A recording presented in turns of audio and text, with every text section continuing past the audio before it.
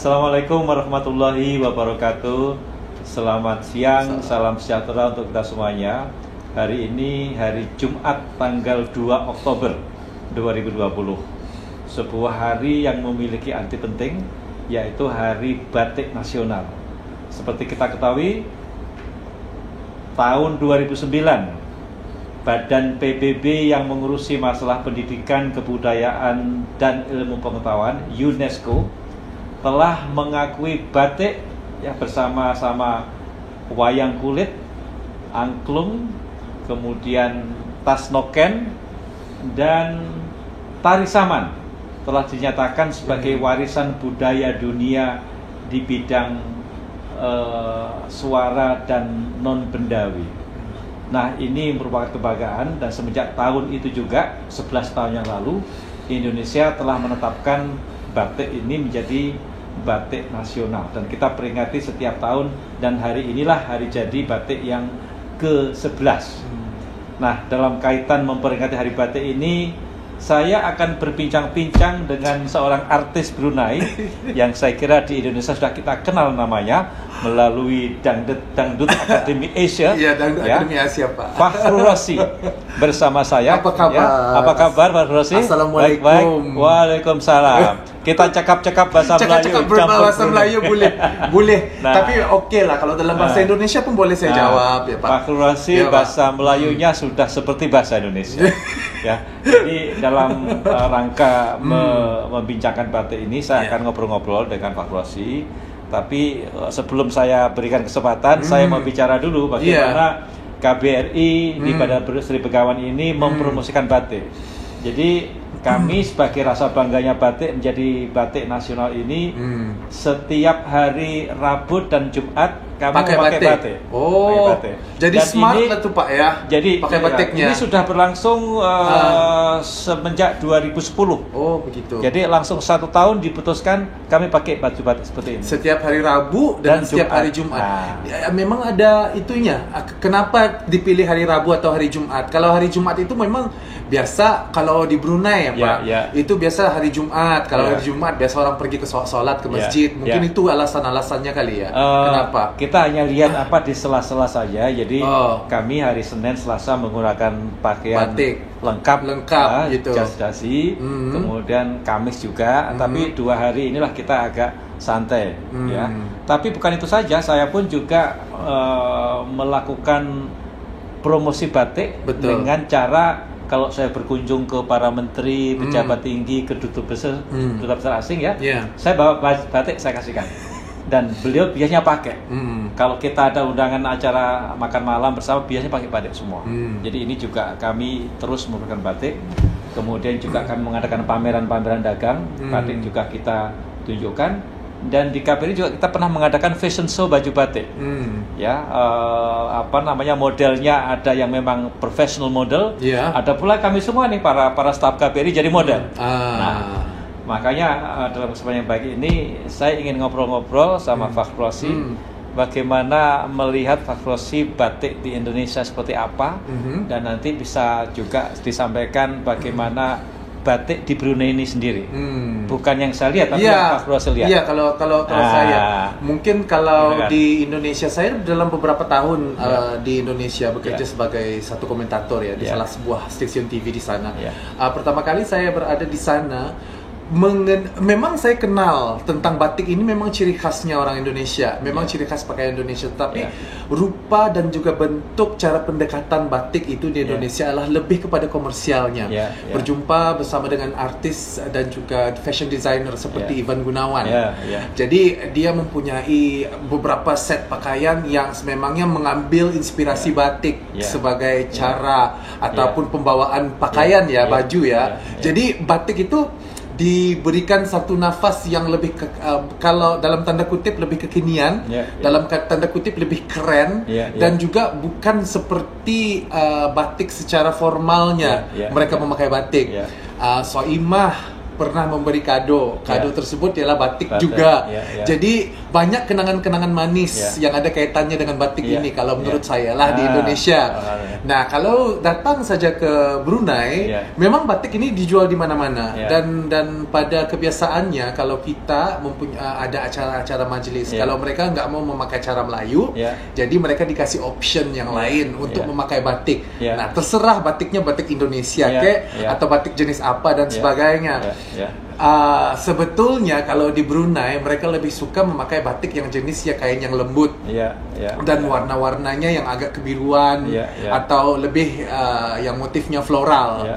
Kalau di Brunei, kalau di Indonesia, kalau kacamata di Brunei maksudnya batik itu lebih dikenali, lebih pendekatannya itu lebih kepada baju yang seperti ini. Tetapi kalau di Brunei untuk mendapatkan baju batik Brunei itu ya lebih khusus di pusat kesenian.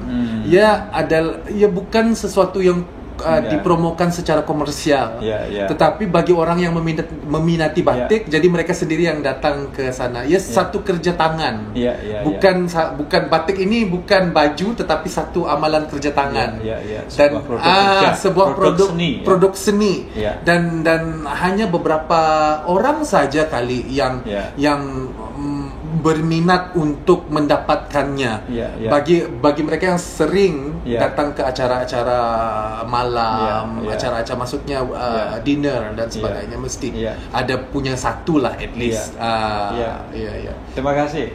Ini kalau kita lihat teman kita Pak Rossi ini sudah seperti orang Indonesia kan ya, cara bincang-bincang, caranya bahasanya sudah bahasa Melayu Indonesia. Pengaruh Indonesia itu banyak sebenarnya, meluas. Jadi Dangdut Academy tinggal lama di sana Dan juga ini bajunya juga baju batik. Ini cara saya memakai batik ini bagaimana mengenakan batik ini, Pak? Ini bagus sekali. Indonesia banget kan? Bagus sekali, rapi sekali, dengan apalagi peci, dengan apa semua sampai ke sini, kancing ke sini. Jadi ini batik yang sangat cakep sekali, pakai peci dan tampan sekali. Makanya kita bangga dengan batik.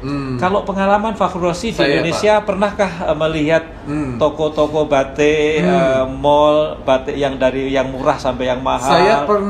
Saya pernah melihat batik ini daripada daripada mall sampai ke tempat biasa-biasa. Pengrajin warnanya dari harganya dari puluhan ribu sampai jutaan. Jadi batik itu memang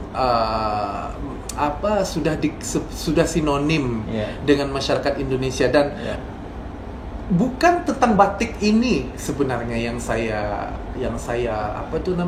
saya pikirkan secara mendalam, tetapi penghayatan semangat nasionalisme Indonesia dan bagaimana mereka sayang dengan kesenian sendiri, bagaimana mereka sayang dengan budaya mereka sendiri. Kan kita tahu kalau saya di Indonesia, saya belajar ini rupanya batik ini mempunyai pelbagai corak dan satu provinsi ataupun satu daerah itu mempunyai coraknya tersendiri.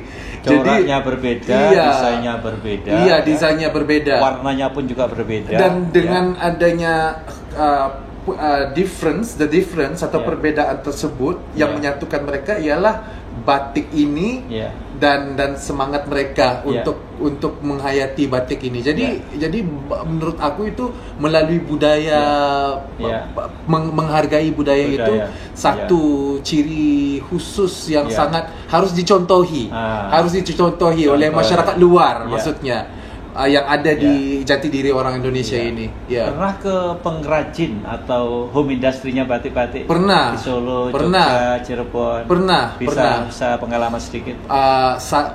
Perlu kesabaran.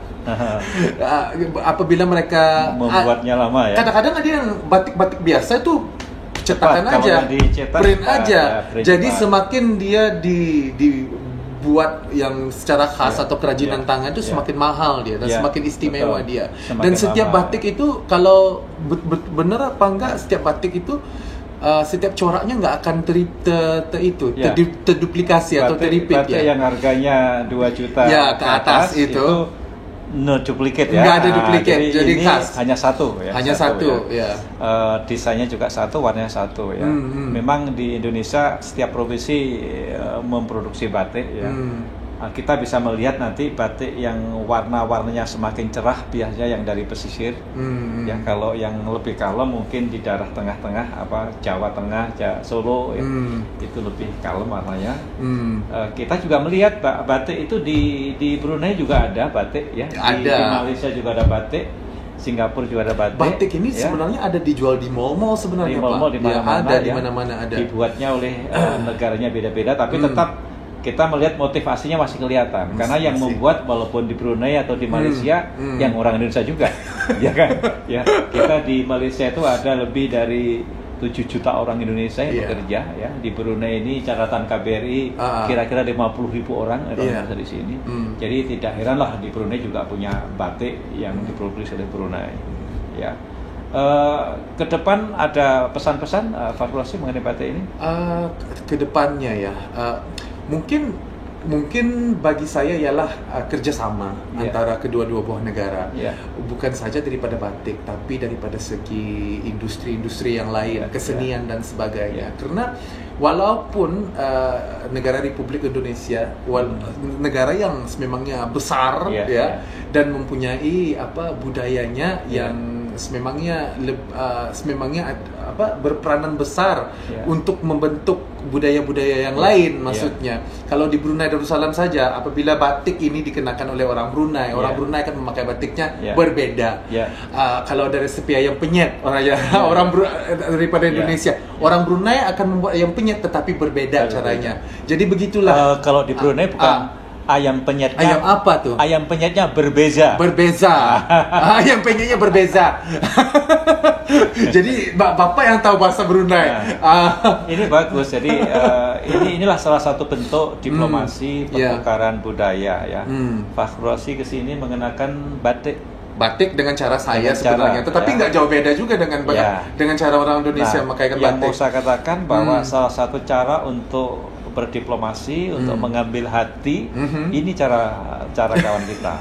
Saya dalam event-event tertentu di istana kalau ada undangan, memakai baju Melayu, Bapak. Baju Melayu. Dengan busana Melayu, dengan sampin, sinjang.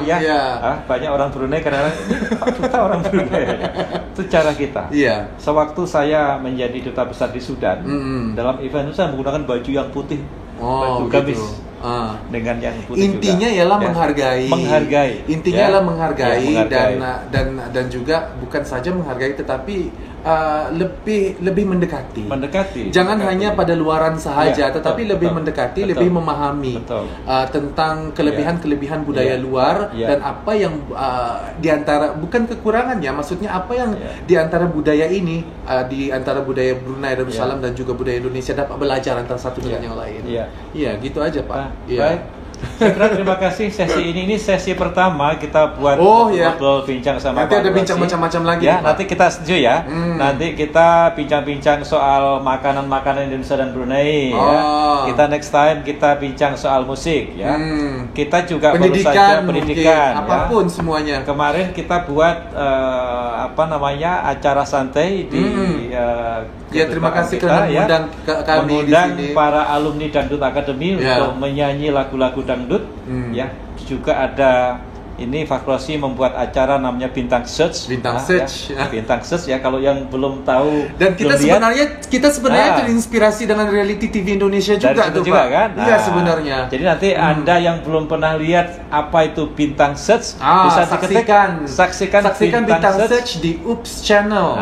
Di YouTube nanti ada Bintang Search Oops Channel, ataupun mungkin saja pergi aja ke laman IG saya, yaitu Fakrul Razi. Ada tuh di sana saya posting pelbagai tentang isu tentang foto-foto, video-video mengenai Bintang Search. Nanti tontonin aja di sana. Orang-orang Brunei nyanyi lagu Indonesia dan loh. Kami bangga sekali untuk diketahui karena kemarin kami dapat informasi lagu-lagu selama audisi Bintang Search yang sekitar 300 orang peserta itu 80% menggunakan lagu-lagu Indonesia. Jadi inilah real cultural diplomacy, diplomasi kebudayaan yang betul-betul down to earth ya.